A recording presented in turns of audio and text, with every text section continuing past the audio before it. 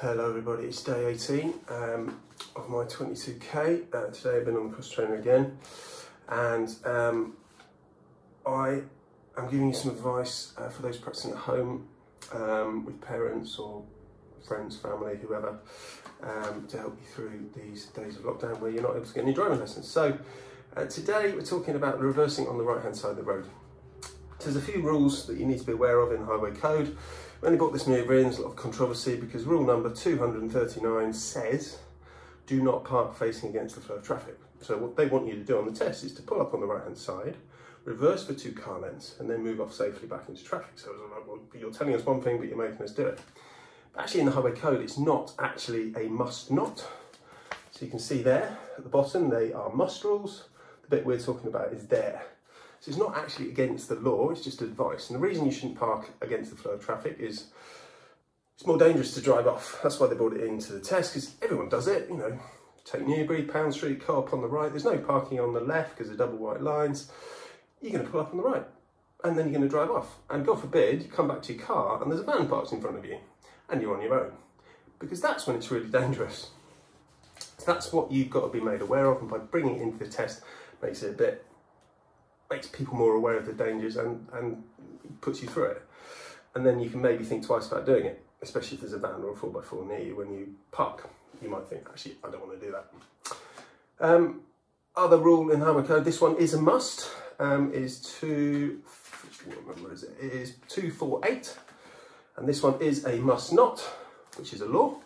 You must not park on the right at night facing against the direction of traffic flow unless in a recognised parking space. So therefore you should not be practising this exercise when it's dark, because it is actually against the law to park on the right unless it's in a designated area. But the reason that is there is because headlights are calibrated slightly to the left. You literally dazzle the world down the road, and the reflectors on the back aren't as efficient. So yeah, that's the reason why. So biggest mistakes people make when doing this manoeuvre, they try and go in really steeply to the right. You know, pick a space well far down the road, not opposite a junction. Try and avoid driveways unless the examiner specifically says don't worry about the driveway.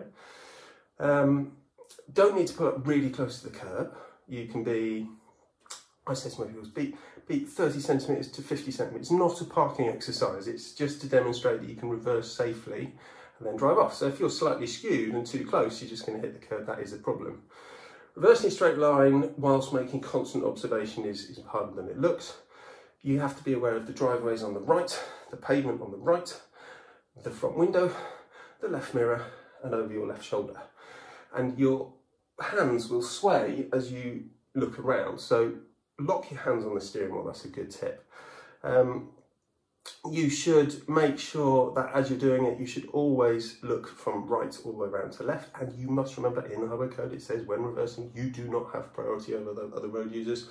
So please, if you see anybody near you, I say within sort of under 5 seconds from reaching your vehicle. That means a car could be miles down the road, a pedestrian might be, a few meters away. You just pause, assess what they're doing. And if a car's coming past, stop, because if you have an accident when you're reversing, it will always be your fault, unless the other person is reversing too, and it will be just 50-50. So it's best to stop, and then if they hit you, you were stopped, you weren't reversing. Simple.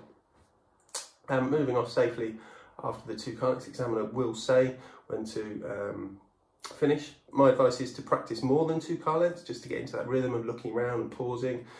It's not going to be on a really quiet road, it's not going to be on a really, really busy road, but it will be on something where there's a constant steady flow and there's usually little footpaths and pedestrians around, just so there's stuff to catch you out.